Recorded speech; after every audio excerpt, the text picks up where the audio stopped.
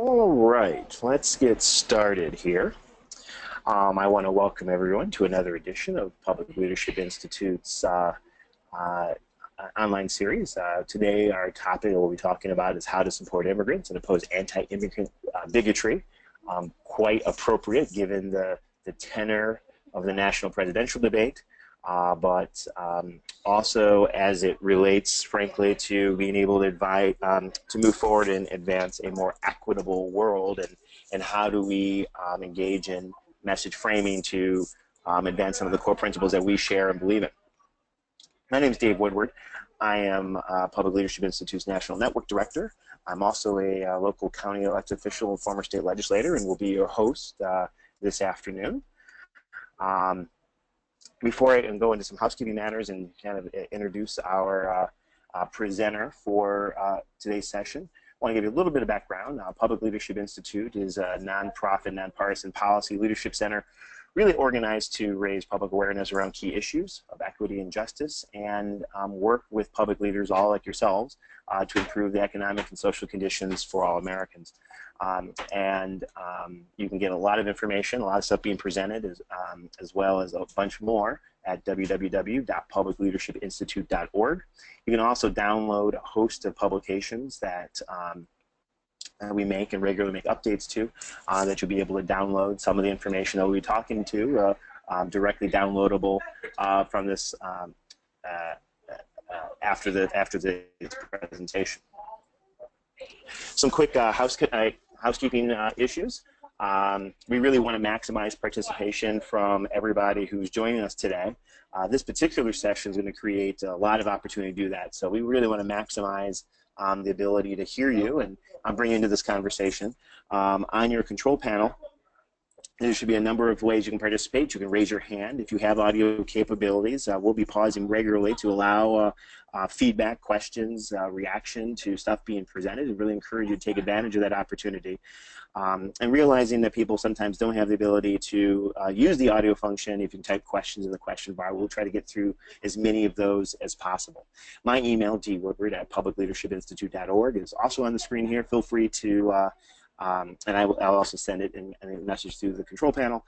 If you have any questions about this presentation after today's presentation, feel free to email me, and I will get you, direct you to the best appropriate source moving forward there.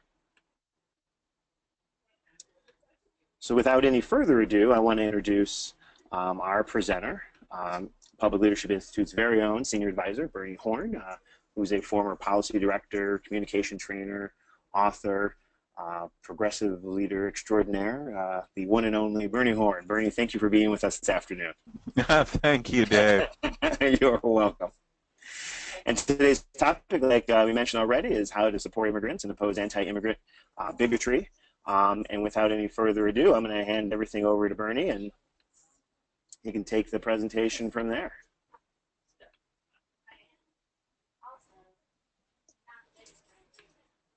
Okay.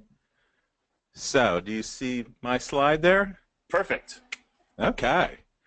All right. Well, this is going to be kind of different. You know, we've been doing these conventional message framing workshops for some years now. And normally when we're talking about immigrants, we're talking about, how to pitch fixing the federal immigration system so that people who are in the United States can stay there, and it's all very civilized conversation. But the conversation is not very civilized anymore. Before I get down to it, you know, the question is, what words work best when we're trying to persuade people? Words matter. Some words work better than others. We have this book that is on our website, and you can also buy a copy at Amazon if you like, which is tells how to talk about a great deal of issues based upon the best polling that we could find. We have much of what I'm saying is on our website here, publicleadershipinstitute.org. The message guide has part of it about immigrants, and Ideologue is our blog, and it has some as well. And the two major resources on the site are Voicing Our Values, which is messaging, and Progressive Agenda, which is policy models across all state and local issues. And we hope that you'll go to publicleadership.org and check it out and see how we can help you. So here is the problem. This is a quote here from Donald Trump's speech in June of last year that just sort of laid it out.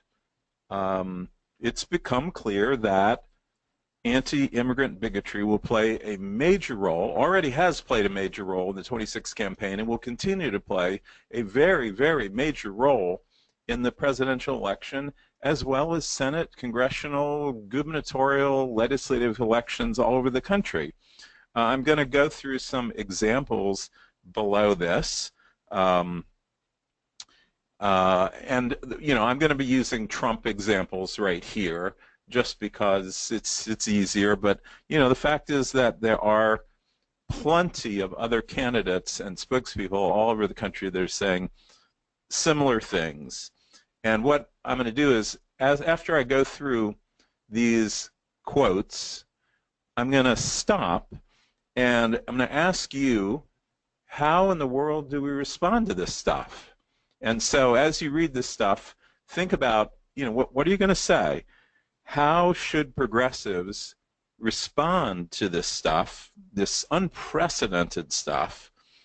And, how can we persuade our fellow citizens to reject discrimination and hate? So here, this slide was a major speech by Trump, and this is the one where he says that they're sending people who have lots of problems, and they're bringing those problems with us.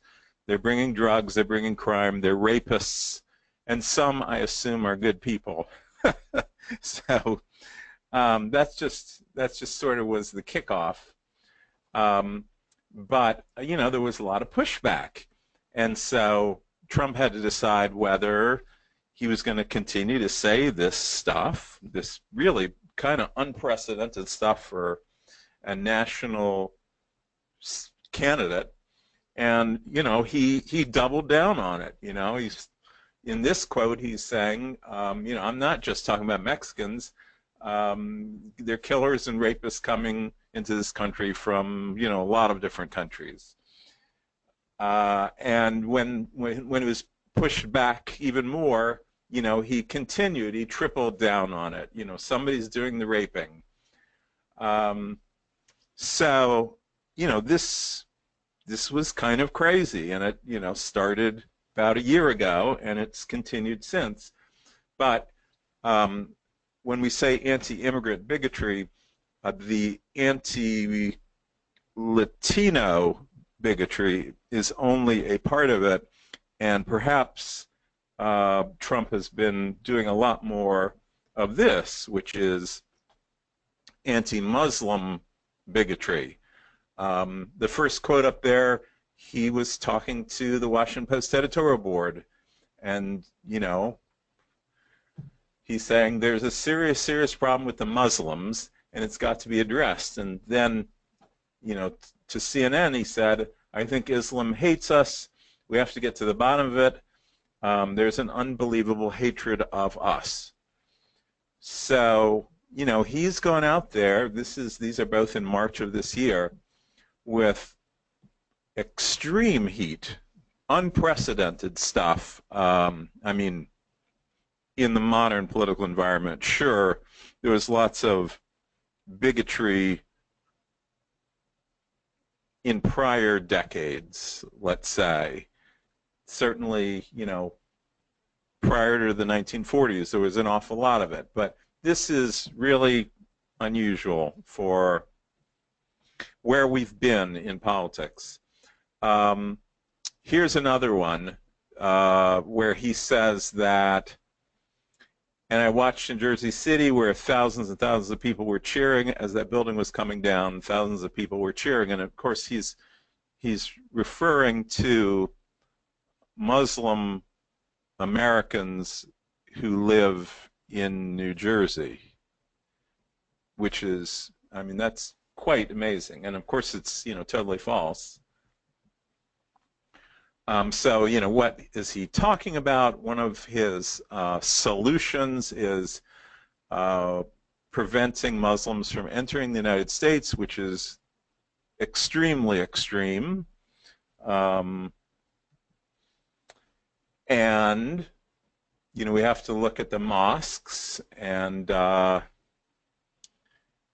he says, in a sense, this is a war. He's talking about mosques in the United States here, in this quote.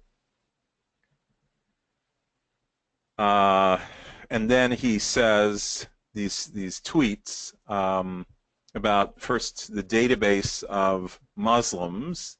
He's talking about a database of Muslims who are in the United States, and the other one is just, again, him talking about hatred and danger coming into our country, and this is another example of him talking about Muslims.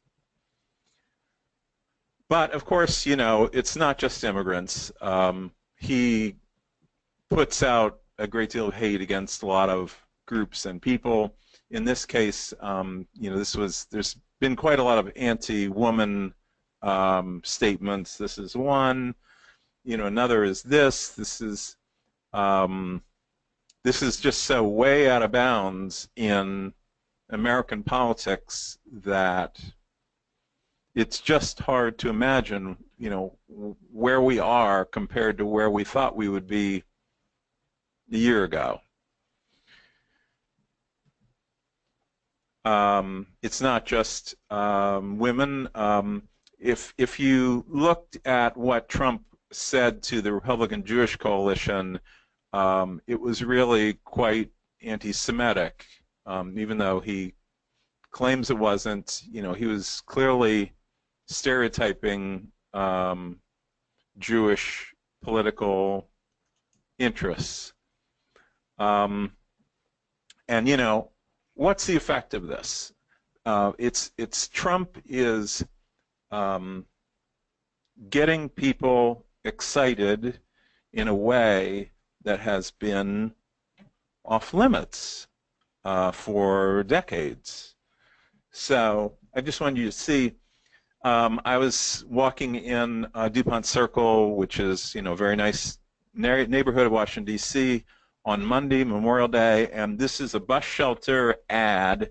And if you can see that, there's Stars of David on this woman's eyes and a $sign on her nose and a Star of David and a $sign on her wrist. And I didn't see the person who did this, but there was also a Star of David on a trash can a couple blocks away.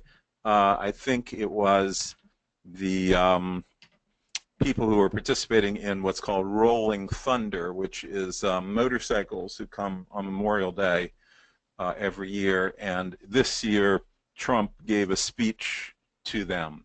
So, when people talk this way, it makes bigots feel empowered to do things that they previously weren't going to do. And this is the last one, and then I'll go to basically asking, what do you think we should say? This is a tweet by Donald Trump. He actually said this.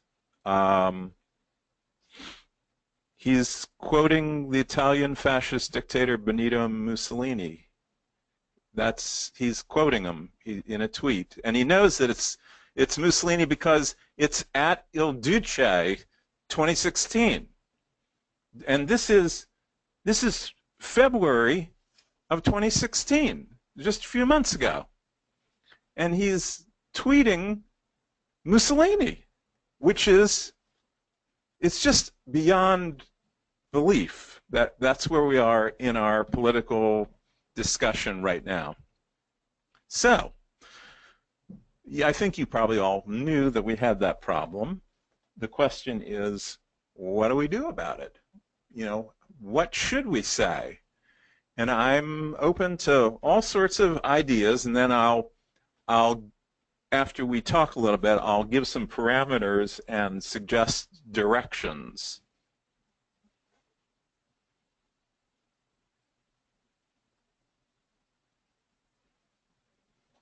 So at this, this moment, if you have any immediate thoughts, if you could raise your hand or type type your response at the in the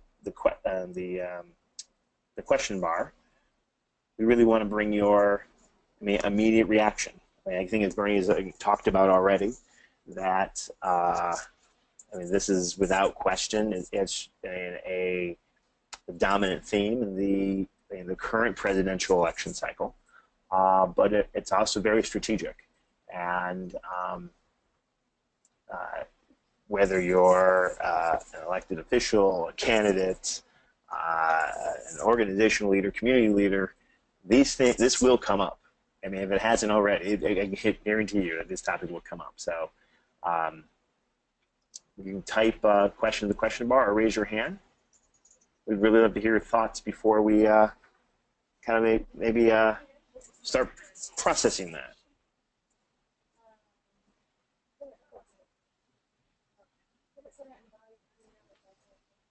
Whenever people have joined us just recently, I just want to make sure that people are aware that on your control panel you see a number of ways to join the conversation. Click on the raise your hand icon on your control panel, or type questions in the question bar.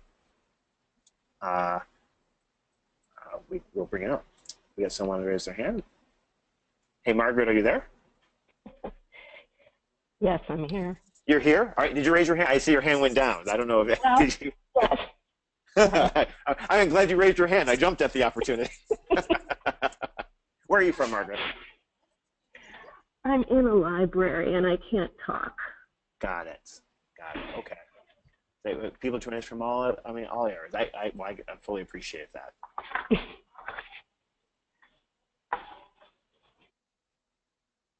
Joining from libraries, busy conference rooms, joining us when they should be doing other work. We're glad to have everybody.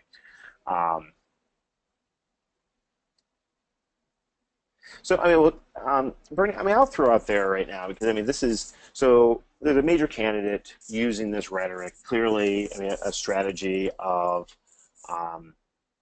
rallying a base and giving comfort for people who harbor this, and solidifying support from frankly a very dangerous and scary constituency, making it seem appropriate to publicly lift up some of this rhetoric that up until now many would have been shocked to say in a public space.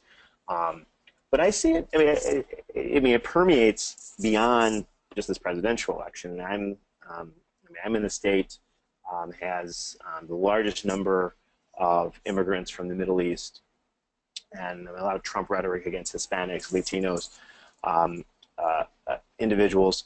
I see the rhetoric lifted up in my neck of the woods against Middle Eastern, Arab constituencies. Most recently with the refugee debate, in which public leaders were basically using a lot of the same inflammatory language and suggesting that we are inviting the terrorist attack by taking in refugees, which we have a long tradition of doing in this state. And it was, a little troubling, the lack of public response from other public leaders to push back against that. And whether it was done a little bit out of fear, or thinking that this rhetoric is so powerful that we can't combat it. What would, a reaction to that, and then I guess we can start pivoting to what's the appropriate responses? Yeah, I agree, Dave. It's not just Trump, and what are our people supposed to say? I think we realize that we can't allow these statements to go unanswered, because that sort of legitimizes them. it says that, oh, it's okay to say these things. We need to find a way to say that it's not okay to say these things. But I'm open to suggestions how to do it.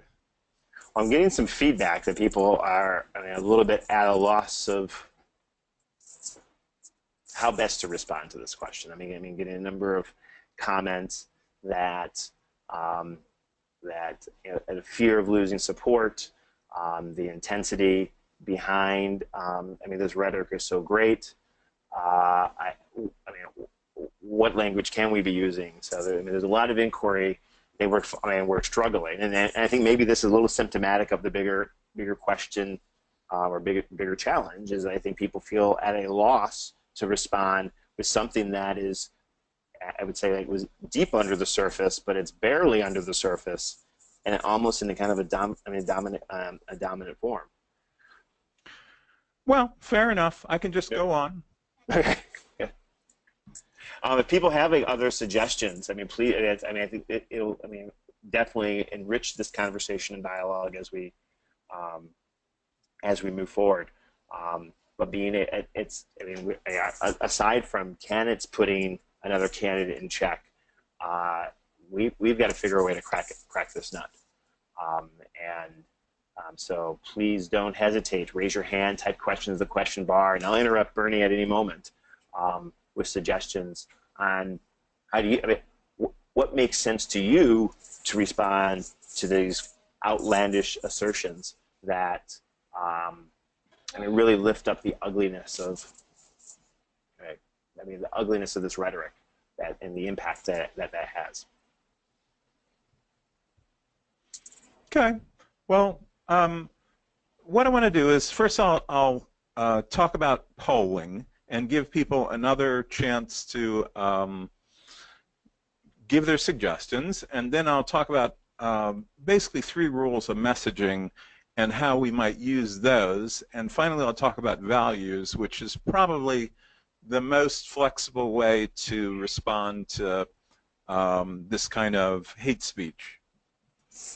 So I'm just going to go through about a dozen or more polling slides that tell us what people are thinking. And now this is a conventional question about whether undocumented immigrants who are in the United States should be allowed to stay or whether they should be deported. And traditionally, this is the answer, is about 72% say that they should be allowed to stay, and about 27% say they should be deported.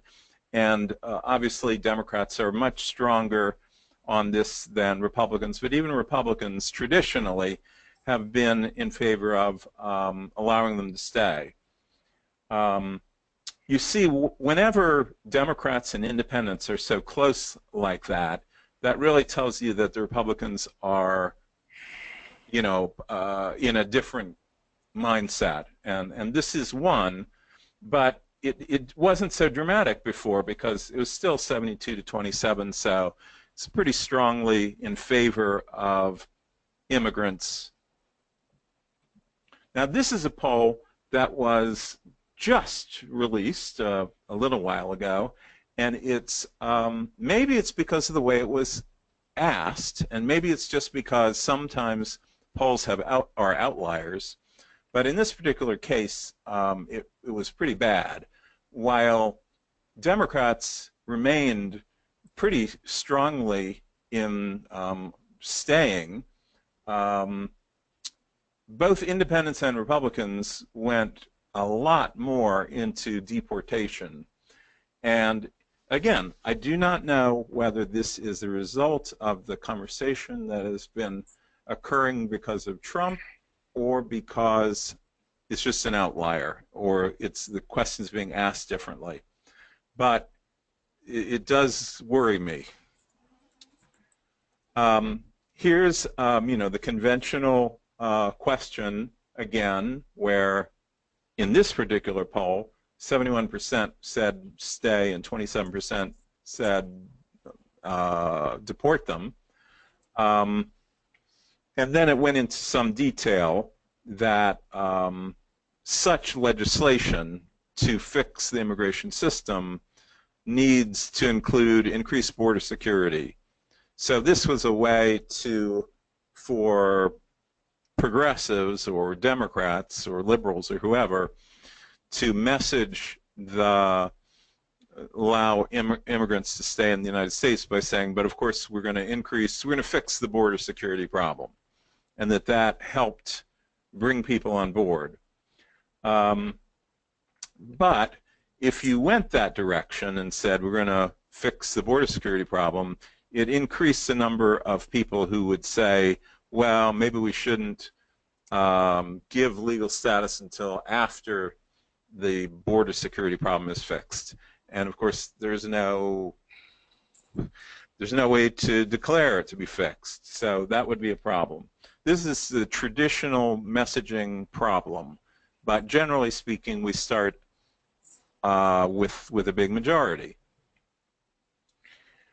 And this is also traditional messaging where the first three are advantages we have. That is, they're arguments that people strongly agree with us, that deporting all 11 million people who are here without authorization is unrealistic. It's better for the economy for them to become legal workers, and that hard workers should have the opportunity to stay. So those are three arguments that traditionally have worked in favor of immigrants, just generally speaking. And I'll come back to them later. And then there's four arguments that work against us, and they still work against us. Even though Republicans are more strongly against us than Democrats, even Democrats think that unauthorized immigrants are a drain on government services, and if we grant legal status, it'll encourage more of them to come illegally and so forth. You know, what's not tested and what's not spoken about, and it probably doesn't work very well, but just the truth. The truth is that for quite a few years now, the number of unauthorized immigrants has slightly declined because there are fewer opportunities in the United States. So actually, we have a negative, we have an outflow across the border of unauthorized immigrants.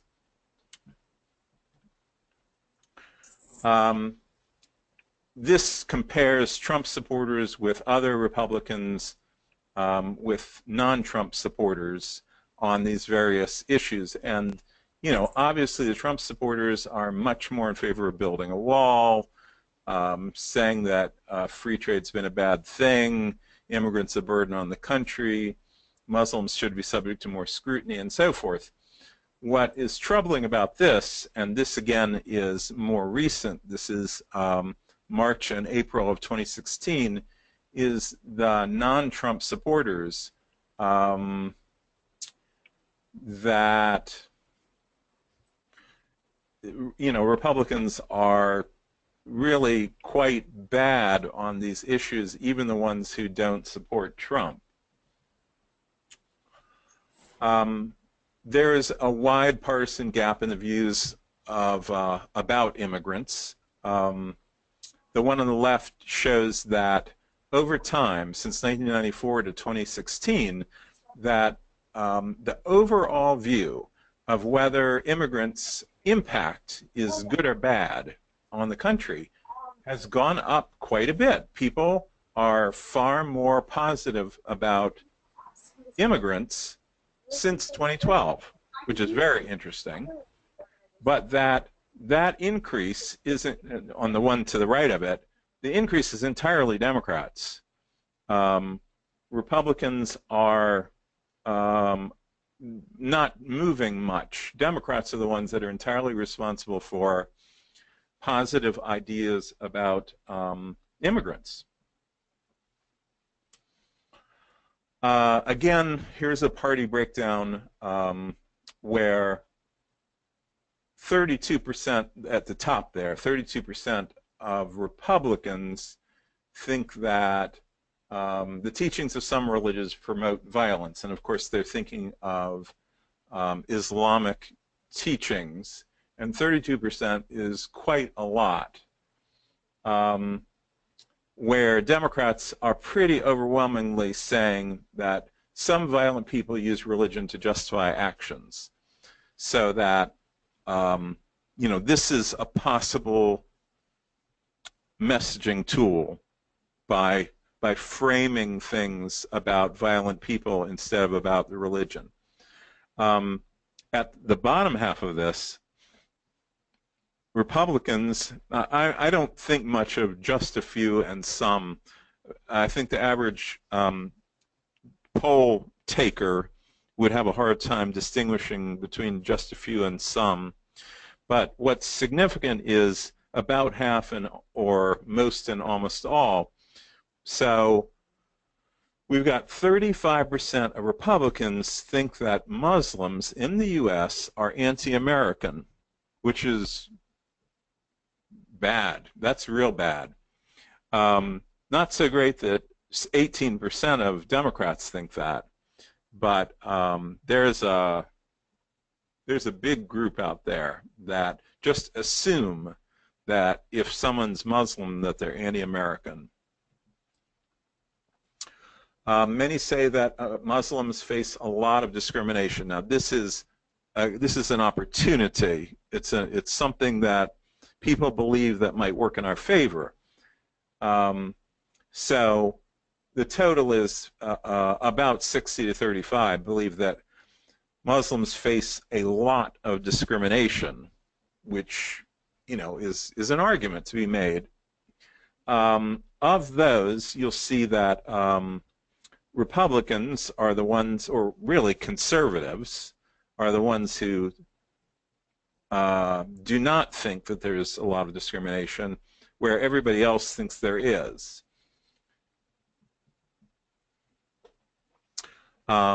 Here's a question about whether Syrian refugees should be accepted into the United States.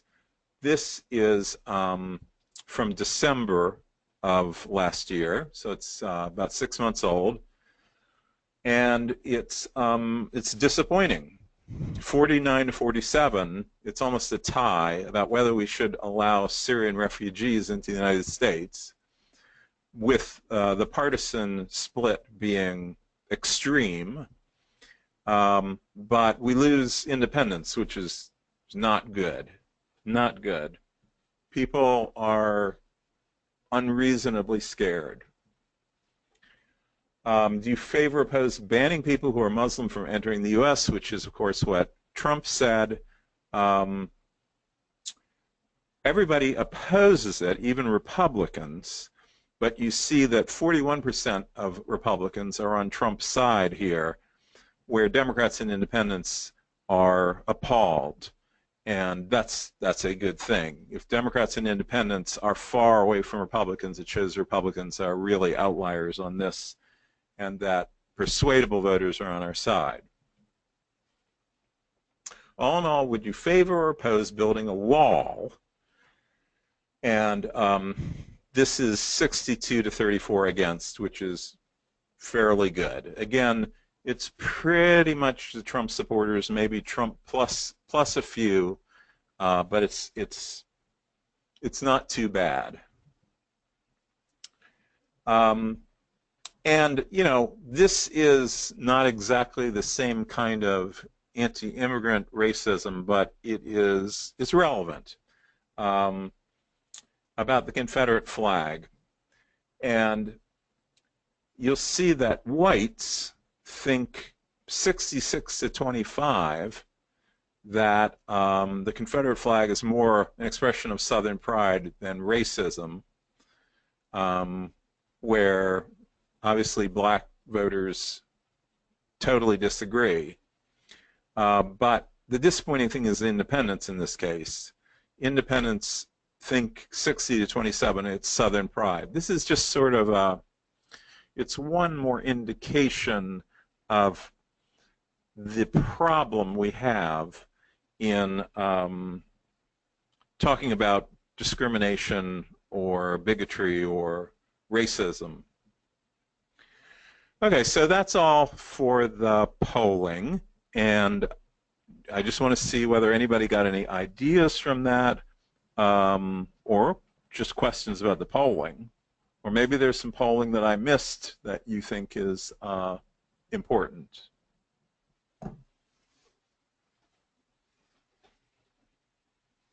Unmute myself there.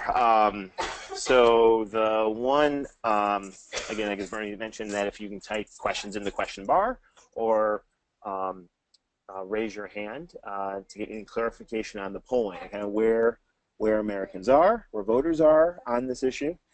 I mean, Pamela brings up, wrote a comment like, well, how many Americans, I mean, actually does Trump actually represent? I mean, his audience is frightening, and I think it's important to determine how many are persuadable and how many are not. And I think based on some of the the outliers, if you will, how would you respond to that, Bernie? Like, how many, out of the big scheme of things, like how many people is he tapping into that are genuinely persuadable on this topic? Yeah, I think that's a great question and an important question, and I have to answer it in three parts. First, only about 10% of American voters have voted for him. So theoretically, it could be confined to a very small group. When you ask, polling without whether they actually voted or not, there's in the high 30s who say that they're, pretty strongly for him, and that's probably true. That is, the conservative base that would solidify around him is probably in the high 30s, and they're probably not persuadable at all. However, the third piece is, as nominee, how many Republicans are just going to go with it? They're just going to say, well, he's our nominee, and I'm just going to swallow it. Don't know. But right now, it seems like they probably will swallow him, and that he'll get this the regular Republican vote, which is probably 45%. So I think that it's probably a 55-45 race, which is a landslide, but it brings them within realistic chance of winning, because he only has to switch, slightly over 5%. If those numbers are, reasonable approximations. He's, I don't think that he's going to, I don't think the Republicans are going to abandon him, but he may not get any persuadable voters if we delegitimize the hate speech.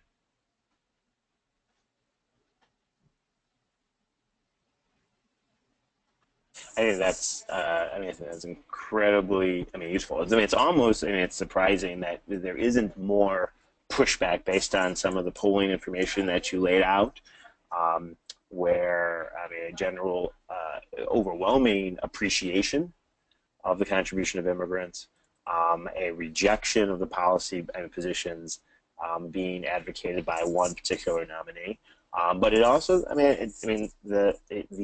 the intensity and frankly what it's arguably code for, or I think you mentioned earlier, gives people an ability to,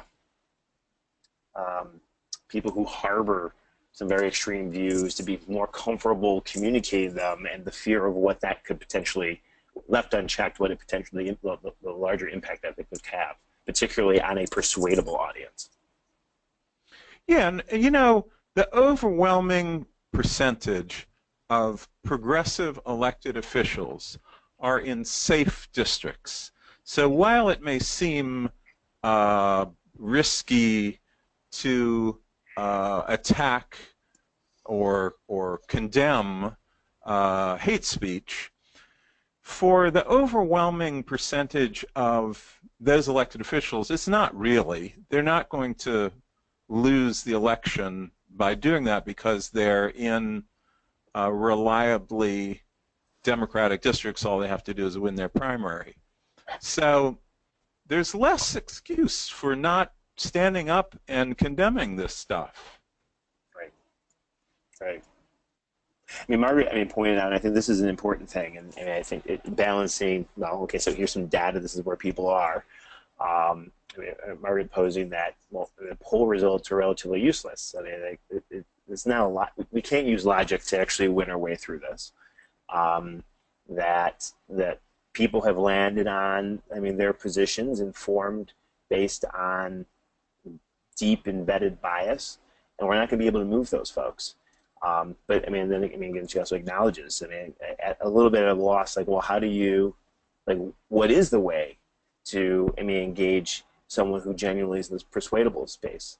I think it's starting to recognize, something that progressives too often rely on the facts and figures and don't tap into the emotional connection that a lot of folks have a predisposition for already. So I don't know if you want to react to that. Well, I totally agree.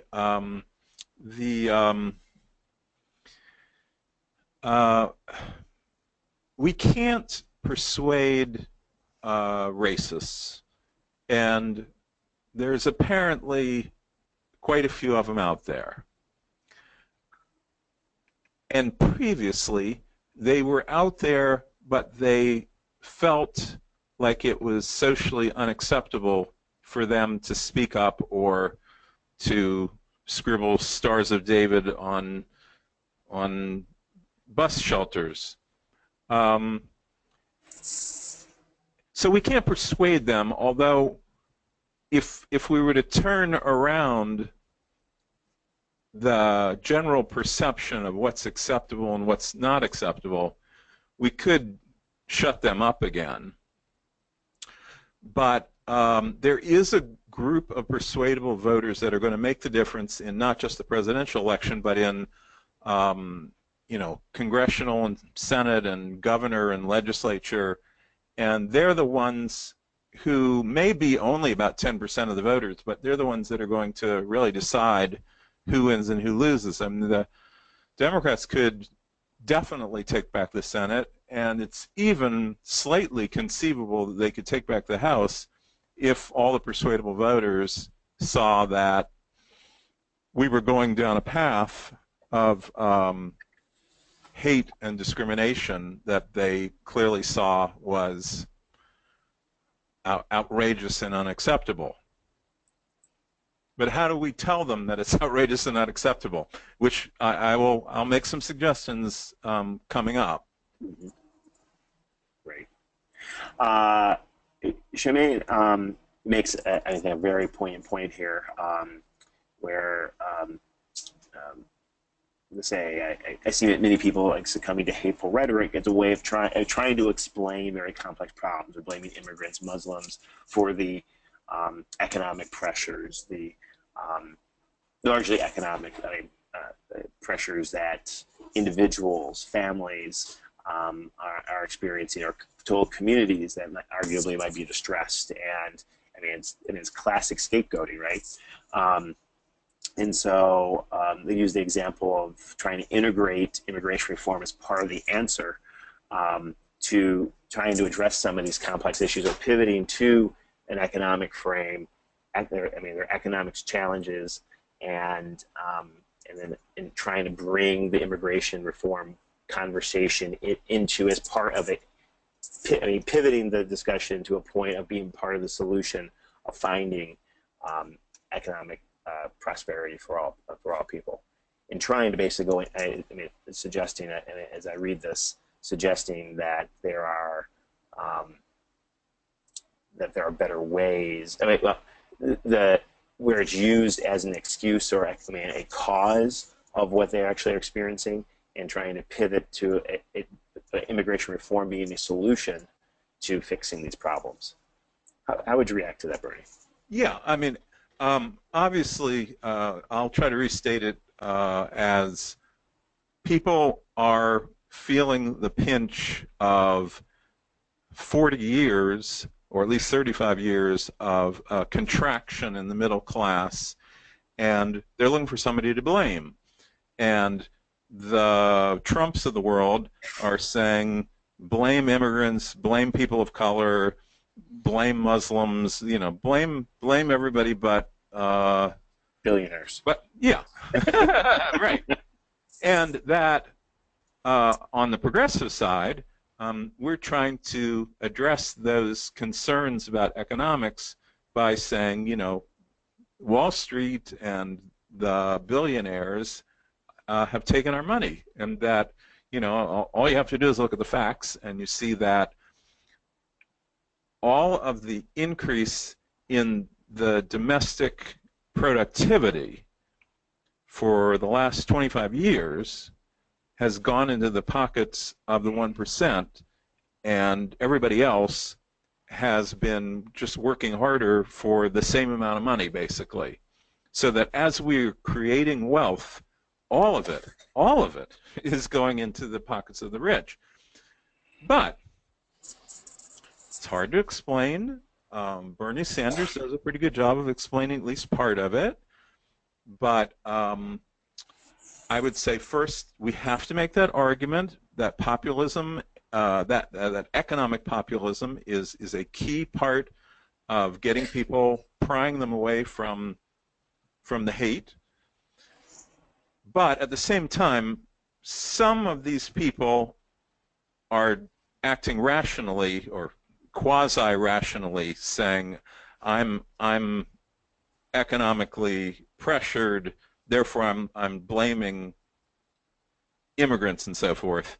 But how many of the people are doing that, and how many of them are doing it the other way around? I hate non-white people, and so I'm using this as an excuse. Both kinds of people are there. Some of them might be somewhat persuadable, others just aren't.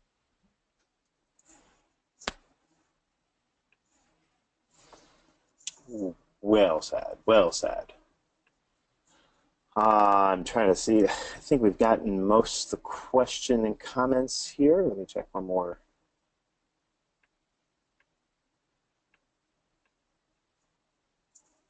I lost my question bar here. Oh,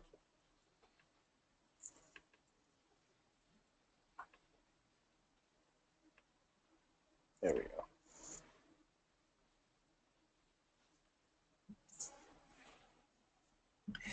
I mean, Mark, keeps bringing up, like, how do we, especially do this persuadable middle, appeal to someone's humanity? Is this an appropriate strategy?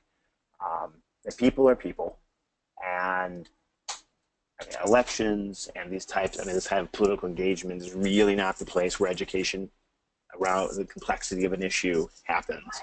But can we relate to someone as appeal to their humanity and shared experience as part of a way to tackle this question? The answer is partially. It depends on how you do it. If you make it seem too much like you're appealing to humanity, the common good, the better angels of our nature, is that what it is? Yeah. That won't quite get there. People are more selfish. But you can get there with our progressive values, which I'll talk about some. But basically, if you say that it's a crucial, fundamental requirement for our country, that our ideals shine through, that we're for freedom for all, we're for opportunity for all, we're for security for all, and that if we deny freedom to some, then we're putting ourselves at risk. So it is an idealistic and positive thing, but it appeals to people because they see themselves. It's not just an appeal to humanity. It's an appeal to their own self-interest down the road. You know, they came for the priests and I wasn't a priest kind of thing. It's actually, I think it was they came for the socialists first. Right. But the point is that you have to prick their self-interest a little bit when you're doing that, but something like that will work. Great. Well, why don't we move on to the next section? I think we've captured the questions here, Bernie, that people are having. And I think at minimum we've definitely raised the complexity and the challenge. And I mean, I think in this presentation, people kind of like hesitation to jump to answers and how to push back against this. I think encapsulates some of the challenge, and what hopefully the next session is going to like lay out a framework that we can be using to be able to take on that challenge. Absolutely. You know, politics is the art of persuasion. We're trying to get people to take an action, you know, to vote, to volunteer, to contribute. And persuasion is hard. You know, in most cases, we're actually not successful. You know, if you can persuade one person in 10, you're doing pretty well. And that's what we're trying to do here, is that those persuadables are probably 1 in 10, and if we could just move them, well, we'd have a gigantic landslide. Keep in mind that there's different ways to get people to think about issues. So, you know, are there stories that are already in people's heads that you can use to explain what's going on? I mean, one that keeps coming in my mind is Harry Potter. My wife says, well, but that limits who you can say it to. That may be, but it's a pretty big audience. You know, that was really about a group that was gaining and holding power through discrimination, by singling out people and using bully tactics. And you know, maybe there's some way to make people understand that it's a battle between good and evil. You know, the problem is that when we're trying to persuade somebody, everybody has something different in their heads. And so everybody's looking at things differently. Everybody has different experiences. They have different emotions. They have different facts. They have different traumas. They have different knowledge. Political science is mostly based upon the assumption that people act rationally in their self-interest, and that their political opinions are based upon, you know, what's best for them. But in reality, that's just not how it works.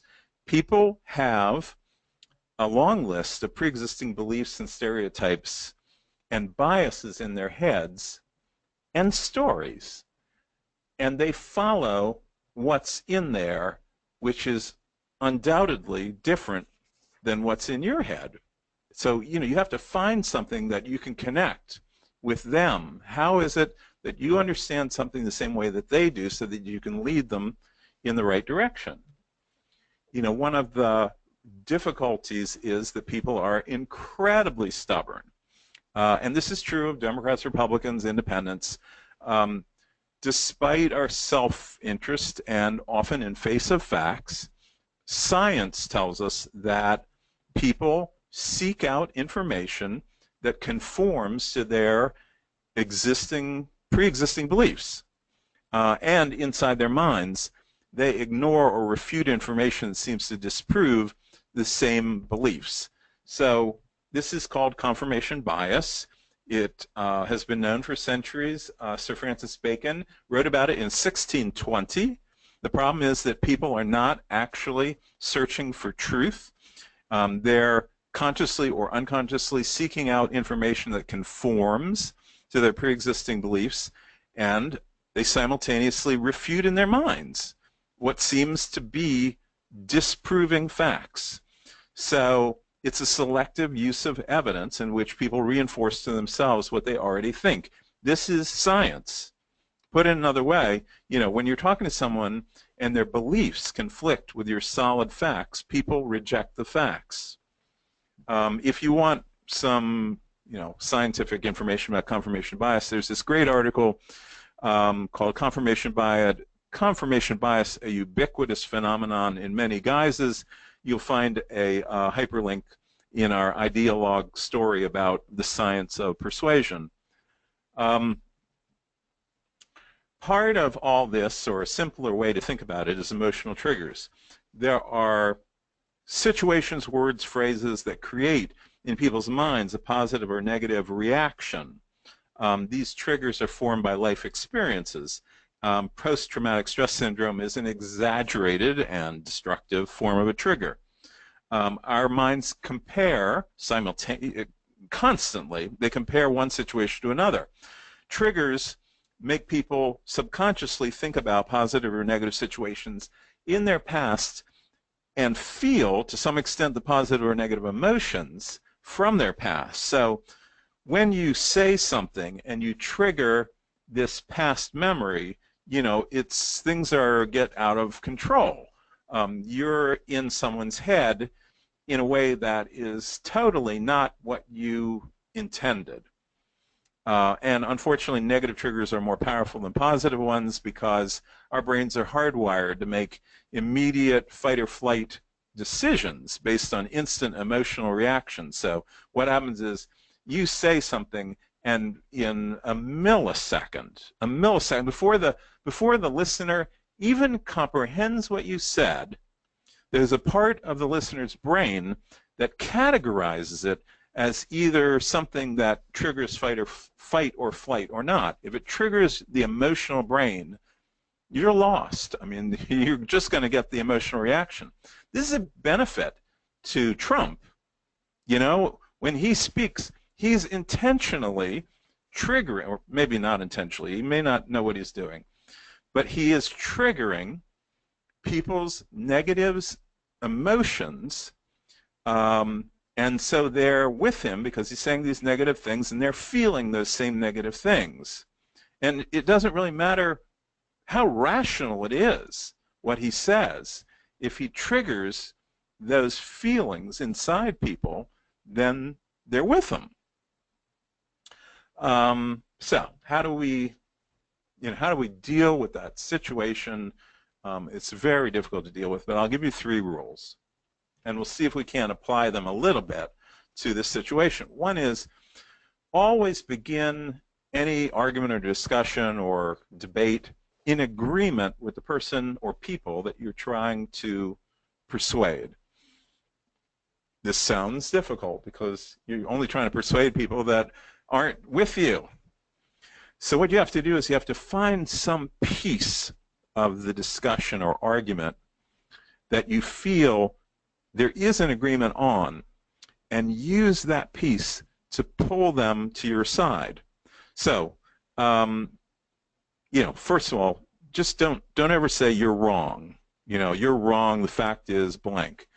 That's going to trigger that negative emotion, and they're going to stop listening to you. It's just impossible. You just can't go that way. If you're trying to persuade someone, you have to find some way where you're in agreement. Start with something that, where you have an idea that they're on your side. So let's say you were talking about unauthorized immigrants. By the way, it says on this question, undocumented immigrants, which is what the media usually says, but that doesn't work very well in a poll. You really want to say unauthorized immigrants. It's a more positive word. Or new American, rising new Americans or something like that. So these I showed you before. These are 3 arguments where people pretty overwhelmingly are on our side. So let's say you were talking about unauthorized immigrants. If you start out saying,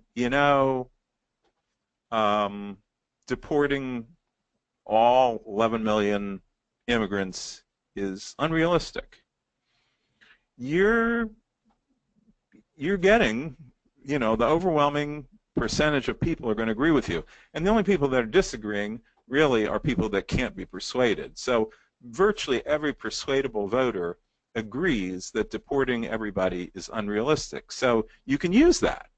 If that was the conversation, you can use that as, okay, so if deporting them all is unrealistic, we got to do something else. We need to have a plan that's going to work, because just, doing nothing isn't getting us anywhere. The second one, that it's better for the economy if they become legal workers, is also pretty darn strong, even among Republicans. So if you make that argument, you're talking about, this is not so much the Muslim security issue, but the fear of Latinos destroying our economy or something. If you make that second argument, you're starting in agreement, and you're starting in a good way. And the third is true as well. Hard workers should have the opportunity to stay. So people are well, Bill Clinton used to say people who work hard and play by the rules. That was a common thing for him to say. And that's because it triggers this agreement in people that we should give a break to people who work hard and play by the rules. And that's essentially the third thing. So here are three arguments that if you lead in with them, it helps you when you're talking about unauthorized immigrants. Here's some things where people are on our side having to do with Muslims. And I showed these to you before, but I'm highlighting.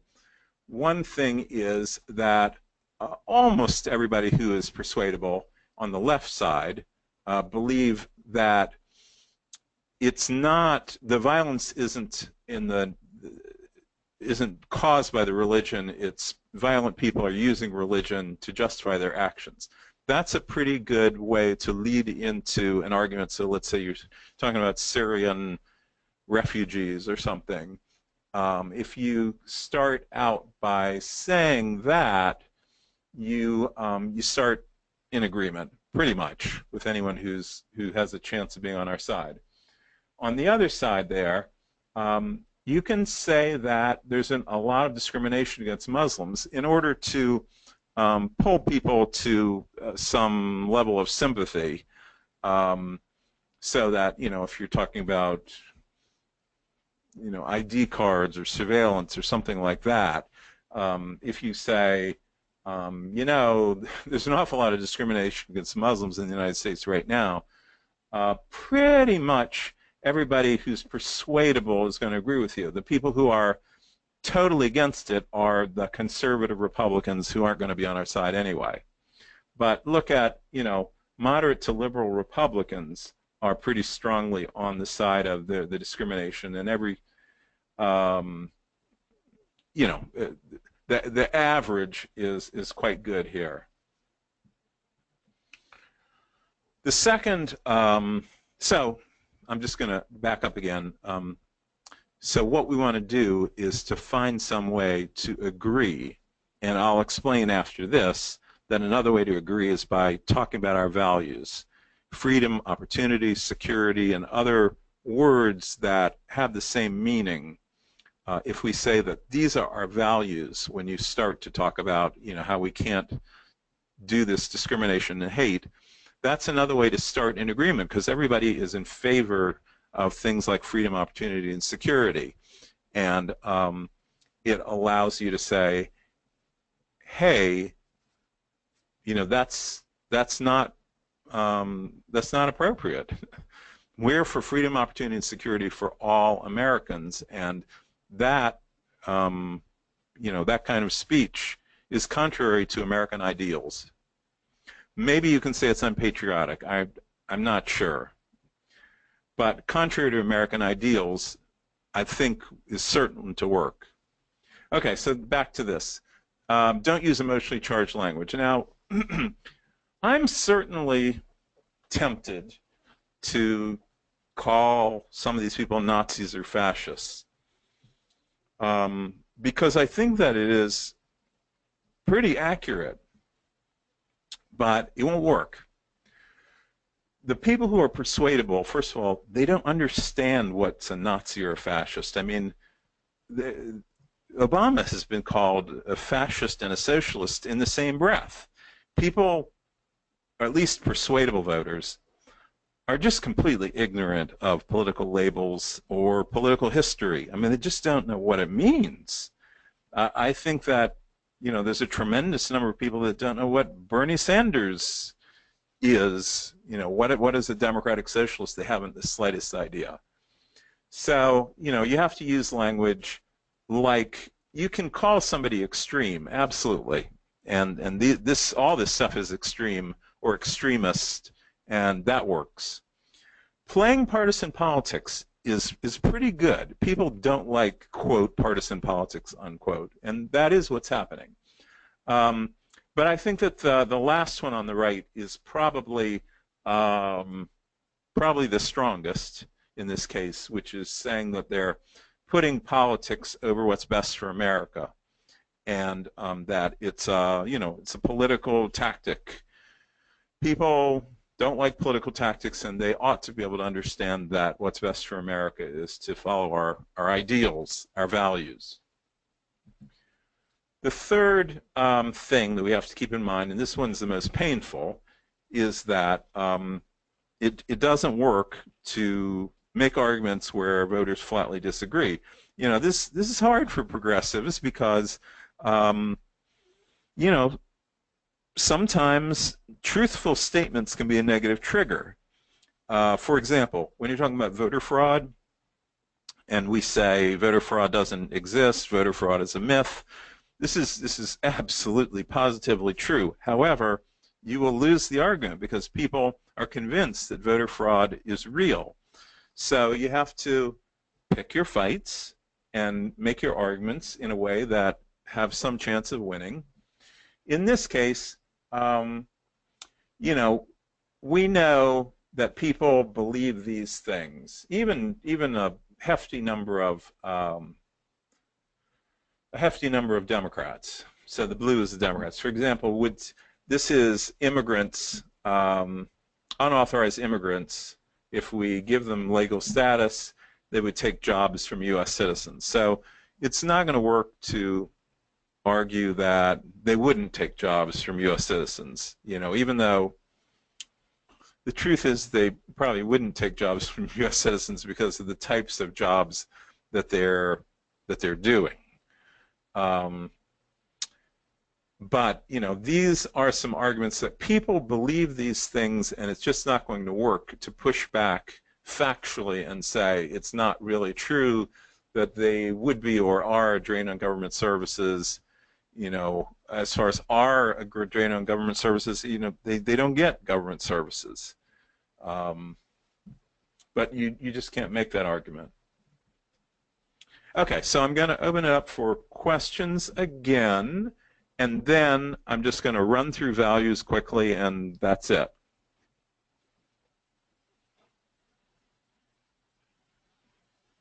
I'll unmute again.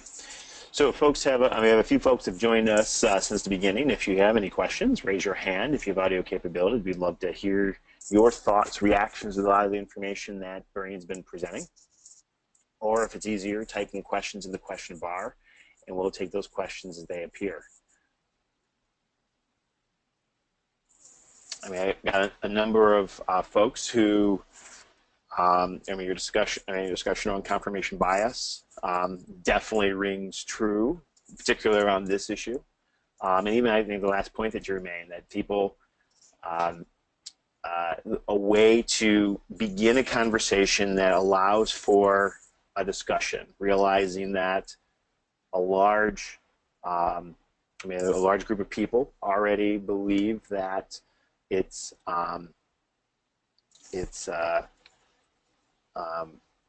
people who immigrants are taking their job, they're ruining their community. I mean, speak to a candidate, I mean, a while ago that I talked to in the past, that in an area where there was a lot of immigration, I mean, a lot of probably undocumented workers in landscape and childcare positions in a fairly affluent community, it was voters were concerned that folks were taking their place. and they only need a little bit of a nudge of rhetoric out of a Donald Trump type of person to reaffirm what they believe, and it doesn't matter. I think some of the strategies that you laid out, it creates opening the conversation. You're not going to be able to change people's minds if they harbor those beliefs, but it might open up a different type of conversation for those who are in that persuadable middle, who maybe fundamentally want to find a way forward and find a solution.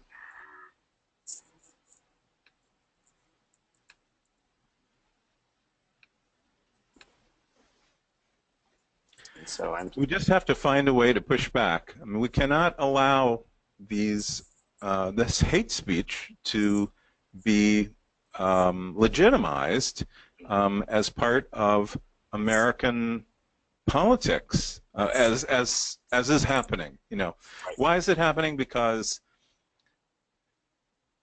on the one hand, the media won't just say that's wrong.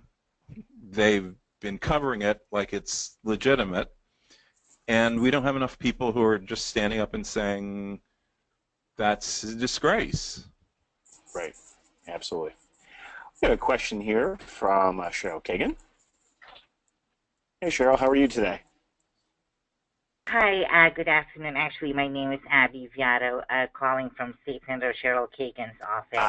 Hi Abby, how are you? I'm very good, thanks. How are you? I'm doing great. Do you have a question or comment? I do actually have both. So my first question is, I was recently, last April, I was in New York and I attended a social worker association conference, and we did discuss about immigration and refugees, asylum seekers. And one of my concerns is that how do we address these? I mean, we have well-governed Republican governors, right, who are vilifying the refugees. I mean, like, how are we going to address that? You know, we hear them saying, oh, well, we don't want them in our states because they might be terrorists, or, you know, it's not safe for our people, so on and so forth. So, you know, I mean, I guess, how do we address that? I mean, obviously, you know, Republican governors will probably start seeing that, you know, again. We'll probably hear it again towards, you know, the election, so the general election. So I totally agree. And they're endorsing Trump, most of them, not the governor of Maryland, but there needs to be pushback. The press will cover the pushback if people stand up and do it, but I don't think there's been nearly enough. It's all just seemed like what Trump and those folks have been saying, that we're acting like it's okay, when we need people to stand up and say it's not okay, that it's, you know, violates the fundamental beliefs of America. And how do we get people to do that?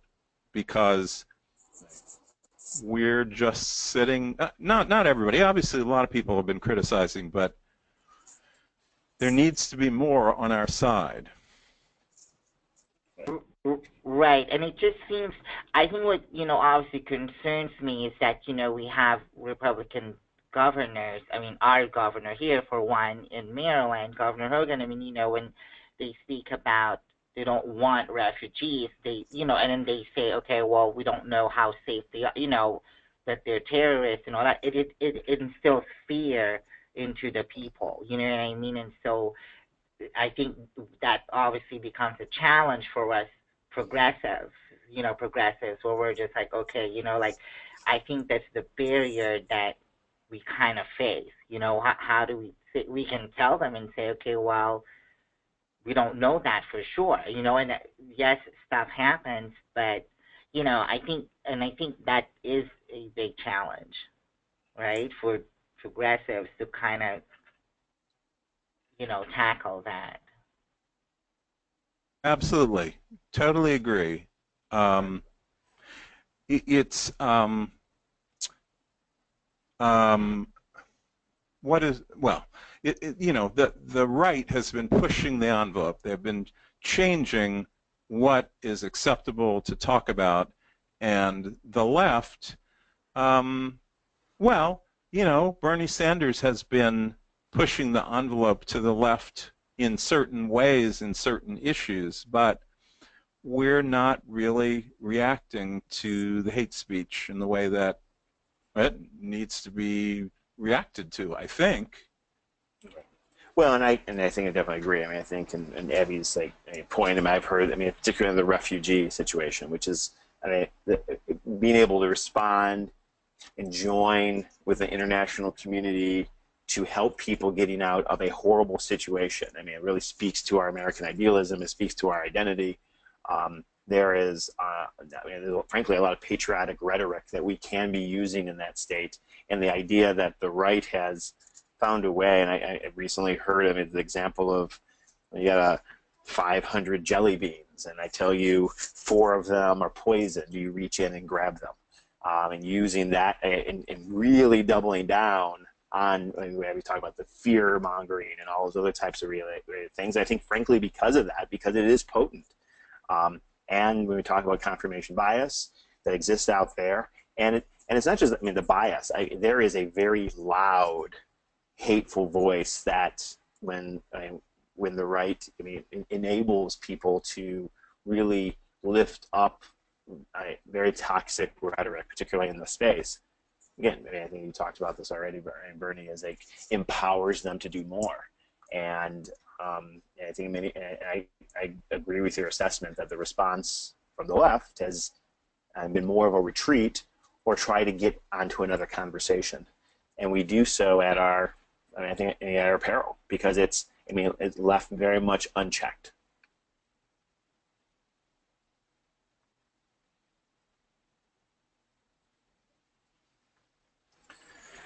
Pamela, I mean, brings up, I mean, a question, and this is related to, I mean, a past seminar, but we need to focus on those who are persuadable, and some of it is getting, I think the polling research gives some comfort, is like, you know, most of us are there.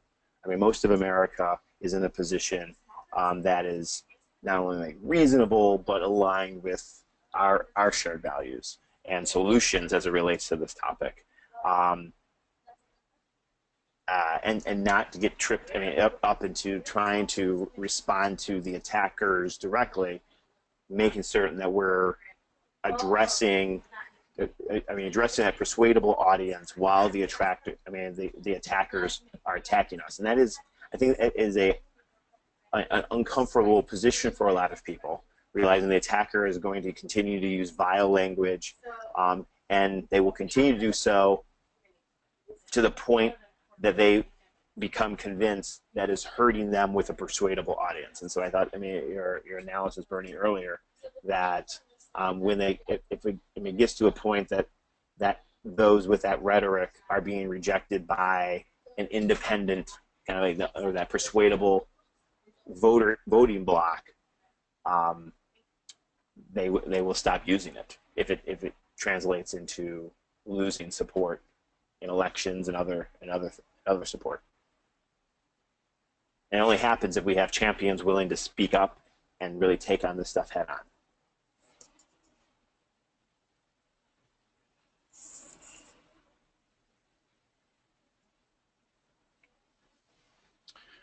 Should I move to the last piece? Yeah. Why don't we move to the last piece? Yep. Okay, I'm going to do this fairly quickly.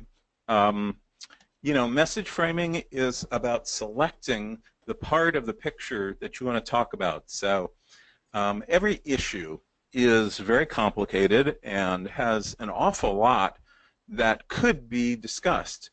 Message framing is picking out the part that we want discussed instead of the part that the other side wants discussed. This is, you know, done all the time in abortion, for example, where the anti-abortion folks will talk about something like a partial birth abortion, where they can, you know, win the argument because it sounds disgusting or people are confused or whatever, they pick their battles. And message framing is, we pick our battles. We use arguments that that work because we start in agreement, basically. So,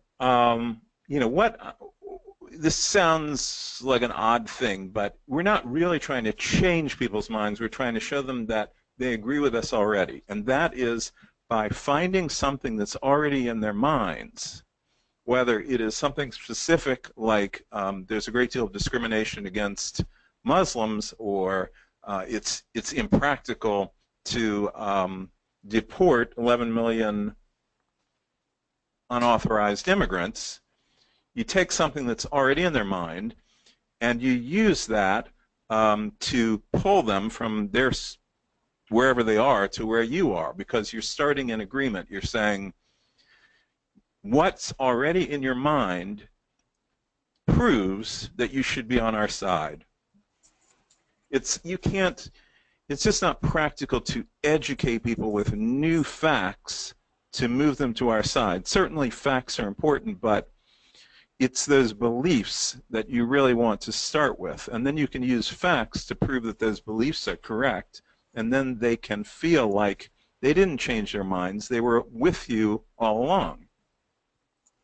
Now, the easiest way to do this, and usually the most effective way, is using values. And there's been an awful lot of talk about values over the years that, is it some right-wing, religious ideas? No, values are the simplest kind of message frames. They are words or phrases that contain inside of them cues that tell you whether it's good or bad. So there's all sorts of values, really, like, a fabric may feel silky. Silky would be a value. Or a flower smells sweet. Sweet would be a value. It is a word that in it not only gives you information, but it tells you whether it's good or bad. Sweet is good. So when you're talking about people, we have private values. This is the Boy Scout law. It's a terrific list of widely admired private values. And I'd just like to point out that, like thrifty. So thrifty is a positive word about not spending money. But at the same time, that same behavior could be called stingy or miserly. So the word thrifty not just describes what's going on, but it says it's good. Same thing is true with brave. You could do something that could be described as brave, or it could be described as foolhardy. It's the value that's telling you, it's tipping you off that it's a good thing. The same thing is true in public values, and this is where it's important. There are certain public ideas, there are ideals, there's concepts in people's minds that they know that these are good things, and when you refer to them, you're pressing a button in their heads where they're in agreement with you. If you say you're for freedom, they're for freedom, I guarantee you. So, there are all these public values. The question is when to use them. When to use one value versus another. And I only have 6 minutes, so I'm going to run through this very quickly. But you can look on our website. There's quite a bit of discussion about this, about values in our messaging section. There are 3 situations. Every policy fits into one of these 3 situations. Government has no proper role, or the government acts as a referee between different parties, or the government acts as a protector. In the first case, the value is freedom. Freedom is the most well-loved and cherished political value in America, because, that's what we learn when we go to school. And progressives don't say freedom enough, but when we're talking about discriminating against groups, we're talking about freedom. We're the ones that should be talking about how we value freedom, and therefore we can't do this because everyone has to have freedom. And that makes people see that it's in their self-interest to be for freedom. If we're for freedom for ourselves, we have to be free for freedom for others, or it can be denied to ourselves.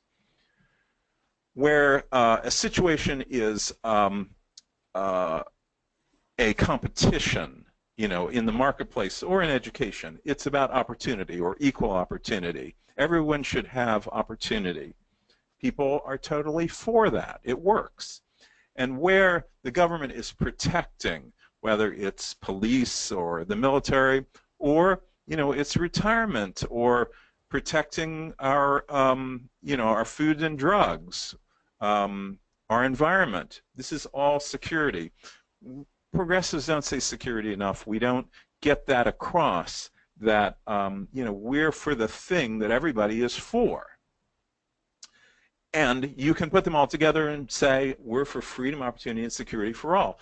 This is a phrase that's been poll tested, and it works. If we're for freedom, opportunity, and security for all, what's the conservatives for? Well, they're for freedom, opportunity, and security for just some. And that's truthfully the difference between us and them. Yeah, they're all in favor of it, but just for some.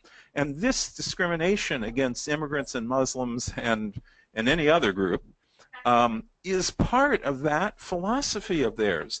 They're for these benefits, these governmental benefits and guarantees and ideals for just their few, their group. And we are for these ideals and values and set of laws for everyone. And, when we say this, people are on our side because they can see that we're for these values for them personally, not just for immigrants or African Americans or whoever. It's for everyone. And that is a way of starting an agreement and getting people to understand that these awful things are they're contrary to American ideals. The greatest values statement of history, in American history at least, really is very, very similar. We hold these truths to be self-evident, that all men are created equal. They're endowed by the Creator with certain inalienable rights. Among these are life, liberty, and the pursuit of happiness. Life, liberty, and the pursuit of happiness are the same as freedom, opportunity, and security. They are the same things. This is what we learn in school. We are for these values. Now, you don't necessarily have to say these particular words. There's a whole range of words, and this is in our book, this is on our website, where when you use this language, you can flip it to show that our values are contrary to this hate speech and this discrimination, that we stand for what America stands for. And I think that that's probably overall the most effective way to go, is we're standing for America and they're standing for what's essentially un-American. And that's how I'm going to wrap it up. I think, let's see if there, I don't know if there are any questions. I think there's some comments that came through, Bernie, that confirmed, the stuff that you're presenting. And I think you give it an incredible framework to give a little bit of courage to those who are in a position to speak out and confront this when the toxic rhetoric is used, and some very concrete tools and how we can actually be using it. So, mindful of the time, I want to thank everyone for joining us. This is one of those issues that it's going to require people becoming more comfortable, not only more comfortable stepping into a space to push back against this, but I think putting some of these things that Bernie's outlined into practice builds on that, and will appropriately put some of this very extreme rhetoric in check, and create the space to have more meaningful conversations about the solutions to move the needle in the direction of immigration reform. So, Bernie, thank you very much for the time this afternoon, and thank you everyone for joining us. Thank you, Dave. All right. Have a good one, everyone.